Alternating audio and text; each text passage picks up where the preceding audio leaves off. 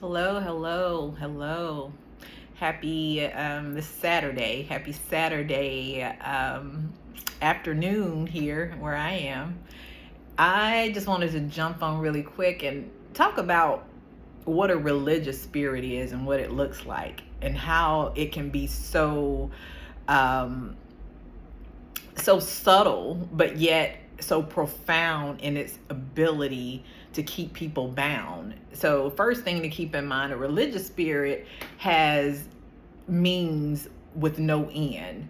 So, a religious spirit is a perpetual spirit that causes individuals to believe that whatever they do in terms of their own work and in their own effort is what's keeping them in right standing with God or keeping them righteous. And at every corner is torment because the reality is it's not something that can be done, and it's an outwardly performance. So most people that operate in the spirit, they're tormented internally by the reality that they can't be perfect, yet they are striving for perfection, which God has already sent Jesus Christ to be as a propitiation for us. So they're striving for this thing when internally, even if you don't necessarily, or they don't even necessarily display outward and obvious acts of sin, internally they are struggling with the reality that thoughts can't even be perfect. So even as children of God, as we are on this walk to perfection, we have to bring our thoughts in submission. If it wasn't a thing, it wouldn't be in the word. That's why God says you have to we bring every thought to the obedience of Christ.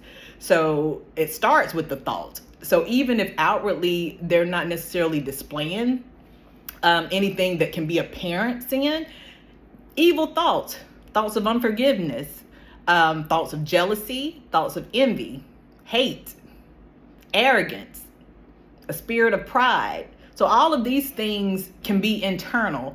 And while sometimes they will simultaneously manifest in the physical form, most people who live with the religious spirit have to intentionally and forcefully in their own human efforts try to conceal these things. And that's where the torment comes in. So beware of, and it can happen so subtly. We get into a position, we get into a posture of, I believe some of the initial desire is wanting to really become a better person, in light of the spirit. But we have to really pay attention to how we are seeking to accomplish that.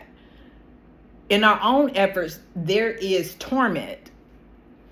And when we let the Spirit of God and the true power of God, by trusting in Him and doing what He said according to His word, in order to crucify the things of the flesh, and it's almost effortless when we really just rely totally on Christ Jesus. It's not a lot for us to do but believe and walk in it, and everything else will manifest because the heart is right. The heart is set on the things of God and how God says to operate in it, and then He gives us the grace to go through it. So if it's not accomplished with grace, which is given by Christ Jesus, then it's self-effort and it's torment in that. So I just thought I'd say that because I see a lot of it, and